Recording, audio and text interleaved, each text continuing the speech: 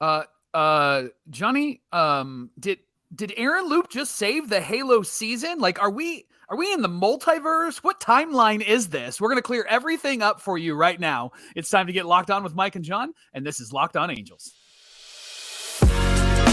You are Locked On Angels, your daily Los Angeles Angels podcast. Part of the Locked On Podcast Network, your team every day.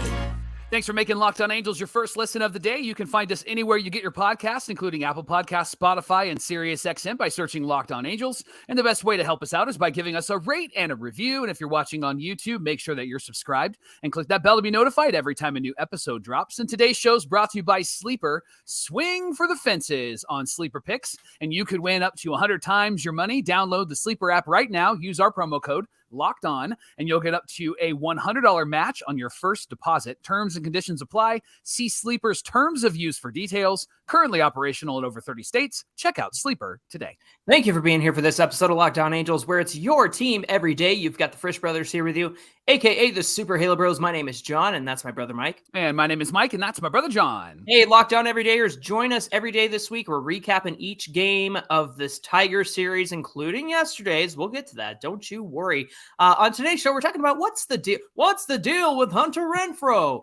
What is the deal with Hunter Renfroe, Mike? I put that in the notes purposely. Just so we had some expectations for him, and it's kind of been disappointing. So we'll get into that, and then of course there's so much Ohtani trade talk, which I understand there being Ohtani trade talk, but it's how people are talking about it. Some of it's dumb.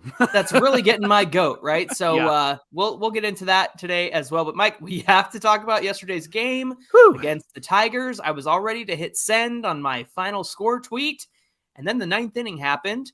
But the Angels did come away with the win, 7-6. They're 52-49 on the season. Let's get into it. Now, I'm not like superstitious at all, but I have begun a habit since we took over Locked On Angels last year that I don't actually write down the winning score until the winning score is actually official. I feel like I'm going to jinx it or something like that. And this game was an example of that. It was under control, going to be an easy win. Ninth inning, Angels had some add-on runs. They're up 6-2. Carlos Estevez comes in. Okay, up by 4. Not a big deal. Sometimes closers struggle in those situations.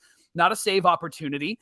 He gets into some trouble, but it was not because he did it. It was actually because there was a throwing error by Rengifo, and then he gave up a hit. And it just looked like it was going to be one of those games where he would give up a couple of runs, but still close it out. And you got the cushion. You have the ability to be aggressive. Like exactly. Yes. And it was going to be one of those games where he gave up a couple of hits, a couple of runs, but he was going to be able to close it out. There was a fly ball center field by Spencer Torkelson, and Moniak just got confused. I don't know if he crossed up his feet. He just spun around. He lost his space, right? He lost his spot out there. Ball bounces in front of him, bounces over the wall. That actually saved our butts, by the way, because it was only a ground row double. It did actually tie the game. Then Estevez gets out of the inning with a strikeout in the ninth, but the game was tied at 6. Good news is that his save streak is still intact because it wasn't a save opportunity. So that's good for him. Then top of the 10th, they have the Manfred runner at second base. And what I loved about Mickey Moniak in this inning is that you could tell he really wanted to come up big, and he did. He hits an RBI double down the line. Super excited, super pumped up. Then he moves to third base when the the pitch gets away from the catcher.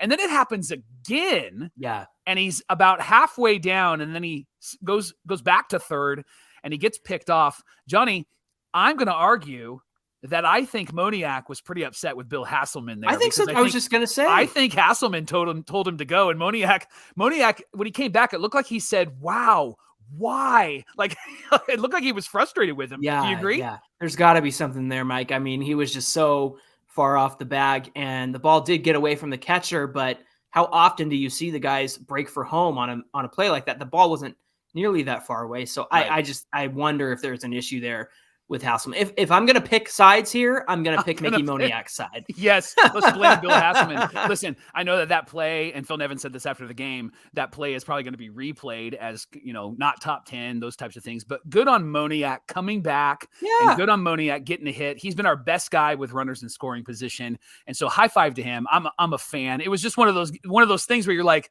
No.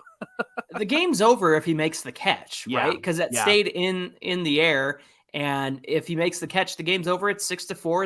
It's not an issue. We're not talking about it. Right. And to be honest, I know that the TV side was out of it for a while, but there was picture from the third inning on. He was making some great plays out there. He made two really great plays. And so I'm like, come on. Like, I'm not going to pile on. No. He's on this Angels team, Mickey Moniak is the last guy I'm going to pile on for a mistake out exactly. there. The way he's hitting, the way he hustles, his attitude. I love it. So bottom 10, here we Aaron go. Loup comes in. And everybody gets the jitters because it's Aaron Loup. He gets a ground out. Velasquez makes a really great play at short. He strikes out the next batter, and then he strikes out the final batter. And he gets the save here, Johnny, and he becomes Halo Nation's hero after this game. Johnny, is this a save the season save in your opinion? Oh my gosh, yeah. Can you imagine if they had lost this game? We would have been depressed and angry and all that kind of stuff. And I'm going to say it, Mike. And so take your drink and do your thing.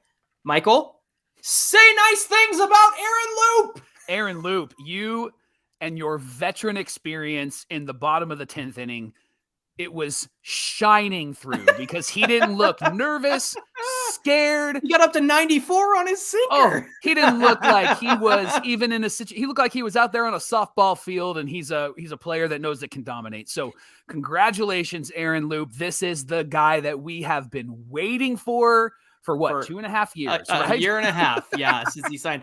That was a lot better, by the way, than Aaron. Thanks. Like last time. Yeah. Our good friend, Scott Franklin, and I brought this up before, but May 30th is when he sent us both an Aaron Loup baseball card. If you're on the YouTube side, you can see it there. When he was with the Blue Jays. May 30th is when Scotty sent us those baseball cards just to get our goat. And you know what Loup has done since then? He's 1-0. I've got a little mishmash of last night and his stats since May 30th. 17 and a third innings pitched. He's got a save as of last night, 2 holds, a 3.31 ERA, 19 Ks, 5 walks, and a 2.26 average against. Now, I believe that average will go down after last night's game. So, Scotty, you turned Aaron Loup's season around, my friend. Way to go, Scott Franklin. Love that. Pitching was good in this game, Johnny, up until that 9th inning. I mean, Griffin Canning had 8 Ks. He has 20 Ks over the last 10 innings. He didn't walk anybody. Soriano had 3 Ks. Matt Moore had 2 Ks. I love this stat on the TV side that they shared. Tigers are hitting a major league low 235 against the fastball, and the Angels took advantage of that. They had 18 strikeouts in this game. 2 of them came from Aaron Loup. Hey, before the game started, not Aaron Loup. I can't stop talking about Loup. He's our hero. You can talk all Neto about him. was in the lineup, and he was leading off, but he did get pulled after Nevin watched him, do his exercises and take some grounders out there. He thought, I don't know. I feel like Neto needs one more day. Yeah. Normally I'd be upset, but I feel like you want him rested for at least the Toronto series. So hopefully he's back in there today without any issue. But at the very least, I mean, they held off on using him in last night's game just to make sure that he was totally healthy, because Nevin did say he looked a little tentative out there with the lower back stuff.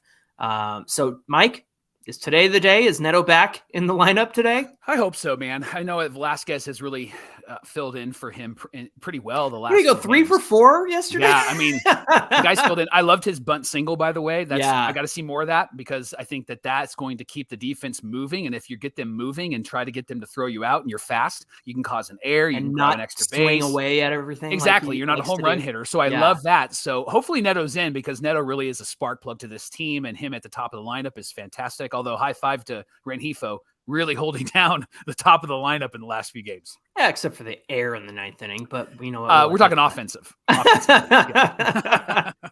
the Angels are back at it today, 3:40 Pacific time. It's Patrick Sandoval against his former teammate, Michael Lorenzen. So this one should be an interesting one. You can catch every pitch of the Angels hometown broadcast on SiriusXM with the SXM app. Just search Angels. Coming up on Locked On Angels, we share our thoughts on all of the Ohtani trade talk and why it's dumb. We'll talk about that in just a minute. Today's show is brought to you by Sleeper. You can win 100 times your money on daily fantasy baseball on the Sleeper app. It's offering up to 100 times payout in their 8-pick contest. You can choose as many as 8 players that you love, that you like, that you're rooting for, and decide if they will underperform or outperform the predicted stats. So, Johnny, are you taking a Ohtani home run or a Sandy 8 strikeout performance in today's game? Oh, Ohtani's definitely hitting a home run before Sandoval has 8 strikeouts. Maybe last year, but not this year, not with Sandy. How about a Moose 2 RBI game or an Estevez 3 strikeout inning? Ooh, I got to go Moose, 2 RBIs, baby. He's got it swinging a good bat right now. He's looking really good. And the Sleeper app is really good for you, and it works quickly too. You can make an entry in 30 seconds or less, and there's safe and fast withdrawals on all payouts. And you can download the Sleeper app today and use our promo code LOCKEDON when you sign up. You'll get an instant deposit match of up to $100. So check out the Sleeper app today. Thanks for making Locked On Angels your first listen of the day. Locked On Everydayers, join us tomorrow about a conversation regarding which pieces the Angels actually could trade away if they decide to be buyers at the trade deadline. Don't forget that Fan Mail Friday is coming up as well, so get your questions in. The Angels are back at it today, 3:40 Pacific time against the Tigers. Catch every pitch of the Angels' hometown broadcast with SiriusXM on the SXM app. Just search Angels. Johnny, let's talk about Hunter Renfroe for just a moment. He has had what I would consider a disappointing season so far. I know he started off really hot. In fact, he had more home runs than Shohei and Trout combined at one point. I think he was the first to 10 home runs, but lately has really fallen off. Here's his production: 242, 15 home runs, 42 RBIs. OPS isn't bad, 737. And this was before last night's game. But there's always the question of, why was this guy on 5 teams in 5 years? And why has he moved around a lot? And there's something in his stats that you and I missed. So I want to share some career stats, and then I want you to share this season stats. So if you do a deeper dive on Hunter Renfroe's career stats, here's what you'll find. In low leverage, medium leverage, and high leverage situations, it really varies for him. So let me give you a low leverage situation in his career. He has an 8.1 walk percentage, a 25.4 K percentage, and he has a 242 average, a 308 on base percentage, a 792 OPS. His BABIP is 272. So these are bad numbers, but when you actually make it more difficult, or the situation gets a bit more heavy and it's a high leverage situation, Renfroe actually really, really struggles. Listen to this. In a high leverage, in his career, high leverage situations, his walk percentage almost drops 2%. His K percentage rises 3%. His average drops 40 points, Johnny. His on-base percentage drops to 261 from 308. His slugging goes down 40 points, and his OPS drops almost 90 points, and his BABIP drops to 220. So when it's easy and you're just kind of up maybe to start the inning, Hunter Renfroe's been pretty good. But when it's actually difficult, Hunter Renfroe in his career has really, really struggled. You could see that plainly with the weighted runs created plus that you have on the stat line there. That, of course, is kind of similar to OPS plus in that 100 is league average. So in low leverage situations, Renfroe's WRC plus is 111, medium leverage 111, 81 in high leverage. He's 19% worse than league average. Yeah. And so continuing with that thought, in situational moments with the bases empty, his weighted runs created plus is 108, with men on base 109. But with men in scoring position, and all Angel fans have felt this year, 78 weighted runs created plus. So that's his career, Johnny. Now, talk about this season, 2023. Yeah, it's interesting because there's a wide range happening here, Mike. So far this season in low leverage situations, he's walking 11% of the time, striking out 21.5% of the time. He's got a 220 average in low leverage and a 103 weighted runs created plus. So he is got some positive numbers there. Now listen to this, medium leverage. And I think that a lot of this has to do with how he performed in the beginning of the season versus this part of the season. Yes. His walk rate is way down in medium leverage situations, but the K rate also comes down. He's batting .313, on base .353. He's slugging .537 and has an OPS of .890. That's good for a 143 WRC plus. It's really good. Here's the kicker. High leverage situations, 31.1% strikeout rate, a 116 batting average, 111 on base percentage. Mike, in high leverage situations, you want to see Hunter Renfroe hit a home run. Well, Unfortunately, he's only hitting 163 slugging in high leverage situations. Wow. Get this, negative 41. So that's not even zero, Mike. Yeah. That's beyond bad. That's 100 is league average. 0 is nothing, like a replacement player. Hunter Renfroe is playing negative 41, which is under replacement level in high leverage situations. And you can see it when he's up against pitchers in moments like that, where he's flailing, he's swinging at everything, nothing in the strike zone, right? Yeah. So talk about situational, like with men on base versus when the bases are empty and with men in scoring position. Yeah, bases empty. He's got a 102 WRC plus. Men on base, of course, that can mean, one base, two bags, bases loaded, sort of stuff like that. 103 weighted runs created plus, a 259 average in that situation. But men in scoring position, this is the one that we're all watching. His highest strikeout rate of all of those opportunities at 28.7 K percentage, a 163 average, and just a measly 30 weighted runs created plus, 70% worse than league average. Now, this makes sense, doesn't it? Like, this is what he's doing this year, but this is what he's been doing throughout his entire career. So it makes sense why he has these great numbers, quote unquote, at the end of the year, 25 plus home runs, and looks like a guy that really could fill a gap in your lineup. But ultimately, like, he hasn't been clutch. He hasn't been a guy that has gotten those hits, those home runs, those RBIs in situations that would really benefit the team. You and I've joked often, and I love Howie Kendrick, but as Angel fans for a long time, this feels kind of like Howie Kendrick when he was on the Angels, where he would not come through in moments where we needed him to come through, but he would always like have 2 or 3 home runs when they were up by 10 or down by 10. And at the end of the year, he's batting 290, 20 home runs, 100 RBIs. And you're like, oh yeah, pretty good year, right? And I think Hunter Renfroe falls into that category. So Johnny, what do you do with him? Do you just continue to roll him out there because there really isn't a replacement for him? Or is it time maybe to figure something else out? Well, you think about, you've got Trey Cabbage, you've got Joe Adell coming back from the IL.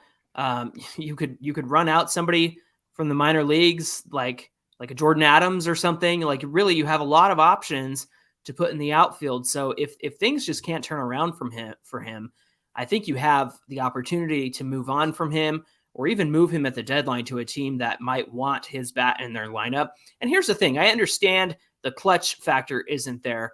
There are certainly moments, I'm sure, where he's the guy getting you, the 2-run home run to start the game, and it's 2-0, right? Yeah. So I understand that he's still productive, but just in those big moments, he has not come through at all. And honestly, Mike, out of everybody on this team, I feel like he's chasing the worst out of everybody. And it's just sad to watch him up there, especially in those clutch moments. He had the bases loaded after the Mickey Moniak hit, and new pitcher comes in and Hunter Renfroe grounds out, right? And so it's just like par for the course with him, not the kind of stuff you want to see in big moments like that.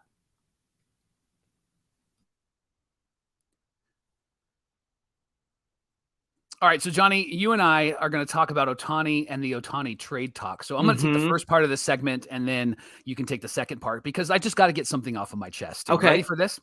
This week, we saw a tweet from Chris Myers from Fox. He actually said that the Angels need to trade Ohtani, and then somebody responded and said, you know what they should do? They should trade him, and then they should re-sign him after the season. And Myers responded with, Ohtani returning seems to be in doubt. So then our hero, Locked On Angels listener and viewer Lisa Turk, responded and said, yes. In doubt to whom? Because Ohtani hasn't said that he's not re-signing with the Angels. He said multiple times he likes the Angels. He just hasn't had discussions with the Angels yet, and it means that his agent haven't had discussions there. And Myers responded with, if he would have already re-signed with the Angels if he was happy and he thought that they were World Series contenders. So I need to respond to that because when I read that, I was like, good freaking grief. Here's a couple thoughts. First thought. If we're going to use that logic, that means that Aaron Judge must not have thought that the Yankees were a good place to be and we're going to win the World Series because he tested free agency. But Mike, he wanted to work out a deal before the season, and the Yankees shortchanged him. That's what Chris Meyer said in response to that. Sure. and so I like, that's just the most ridiculous thing, I think, is when you actually use that logic, because if somebody wants to test free agency, like, it's not a bad thing. And I'll explain that in a minute. Second thought is, hey, thanks for sharing your thoughts, but that's exactly what they are. They're thoughts. It's your personal opinion. It's not what's real. And what's happening with Angel fans and with Ohtani fans is that they're basing their thoughts on what they would do and assuming that Shohei Ohtani feels the same way. And that's not actually what's happening. What Ohtani has said is that he wants to win here. He wants to be here, and that he's going to consider what his options are after he hits free agency, but he isn't even thinking about the trade. He's not thinking about leaving this team. And so this is why Angel fans, this is why Ohtani fans, we have to keep this as a problem to be solved, not an emotion to be managed, because we often will throw our emotions into it. Ohtani's gone because they almost lost to the Tigers, or this is happening, or that is happening. The reality is this: Ohtani at the end of the year is going to take full advantage of the free agent opportunity that's in front of him and is going to be in front of every single player. And it's an opportunity that all of us, you watching, you listening, Ohtani fans, Angel fans, all of us would take advantage of this. Wouldn't you want that in your job? Right. Wouldn't you want that? Listen, a few years ago, I got a really great, awesome job opportunity to be a teaching pastor at a pretty large church, larger than the church that I actually lead. And they're doing really, really well. Got a great opportunity to do that.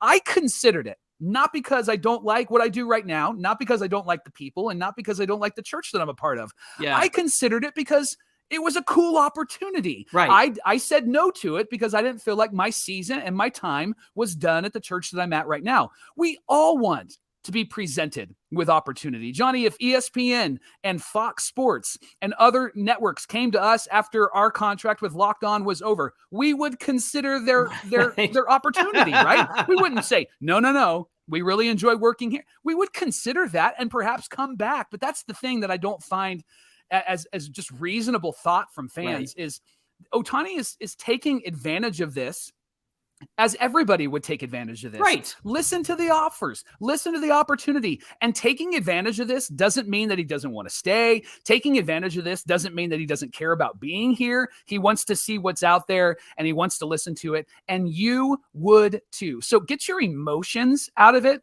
And let's keep this as a problem to be solved. And the problem that needs to be solved is the Angels need to win. And that'll be a great opportunity for them to say, hey, Shohei, come back and let's run it back again. Yeah, Chris Myers, take that. Hey, listen, I have, I'm going to take my turn here because there's something that's driving me crazy. Go for it. The narrative that the Angels should trade Ohtani because the next month's schedule is brutal. Okay, so let's just set the stage here. The next 10 opponents in order. Somebody tweeted this at me as if I didn't already know. Toronto, Atlanta, Seattle, the Giants, Houston, Rangers, Tampa Bay Rays, Reds, Mets, Phillies, right? Yep. So out of that, you've got a tough team in Toronto, the Braves, the Giants are doing pretty well. We got to face the Astros and the Rangers again. The Rays is going to be a tough series. Cincinnati, they've cooled off a bit, but still tough series ahead, Mike. Right.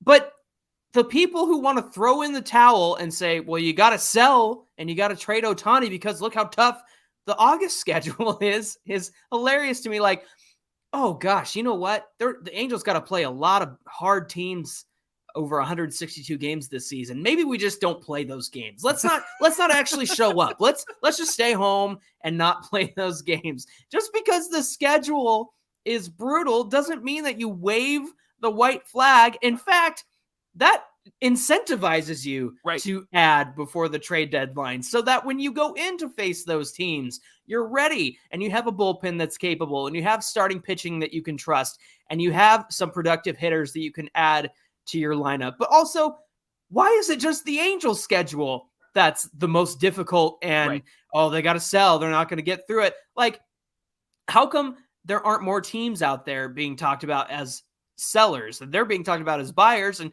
here are the Halos. Oh, they got to sell. Look how rough that schedule is. Right. It cracks me up because they're not talking about that with the Padres. The Padres still think that they're in it, even though they have a worse record than we do. I think the Mets don't know what they're doing. Nope. So there's conversation about how they can fix their mess.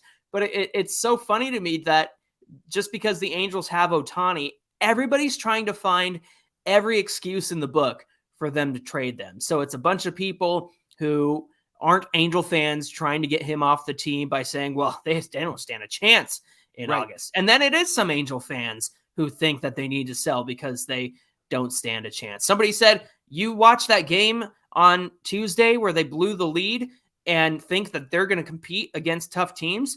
Not if they play like that, but the fact is they were out of the game if Mickey Moniak makes a catch, and I'm going to trust Mickey Moniak 99.9% of the time to make that catch and trust that he's going to do well in center field. So again, I look at the pieces that we're missing right now, the potential pieces they could add through a trade. So you're thinking about bullpen, you're thinking about starters, you're thinking you're getting Mike Trout and Brandon Drury back at some point. Perhaps you get Ben Joyce back at some point.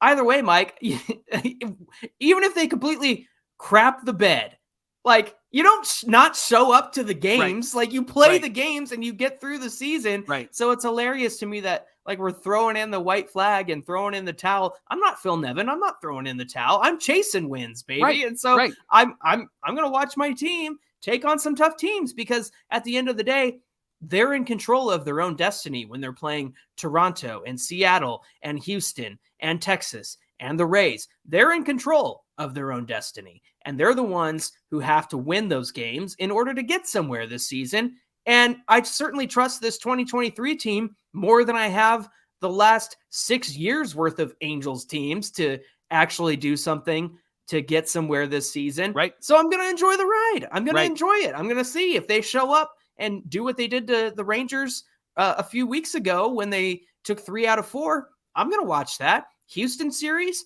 that could have gone either way. They blew the late inning game because of Phil Nevin's bullpen decision, but they had that one in the bag too. So it could have been easily 2 out of 3 against the Astros. So all of that to say, I'm not throwing in the towel. Neither should you. I don't care how hard the schedule is next month. If they're going to do anything, they can add to their roster to make it better so that they're more equipped for August. And that's not just positive talk. That's reality, friends. That's why you're here at Locked On Angels. Thanks for making Locked On Angels your first listen of the day. Angels play the second game against the Tigers at 3:40 today, and you can catch every pitch of the Angels' hometown broadcast with SiriusXM on the SXM app. Just search Angels. Hey, give us a follow on Twitter at Locked On Angels and at Super Halo Bros on Twitter and Instagram. You can catch up with all of the latest and greatest there. If you're on YouTube, comment below the video. Let us know you're here. Let us know what you think. Mike, what do we have on deck for tomorrow's show? We're going to give some names of some players that the Angels could possibly trade away so that they can get a bullpen arm or maybe 2 bullpen arms and maybe even a starter. So we're going to throw some names out there and talk about the ones that are staying and the ones that are potentially going. That's tomorrow on Locked On Angels. All right, going to be a good conversation. We hope you come back and join us. Until then, my name is John, and that's my brother Mike. And my name is Mike, and that's my brother John. Thanks for being here with us, and we'll see you back here tomorrow.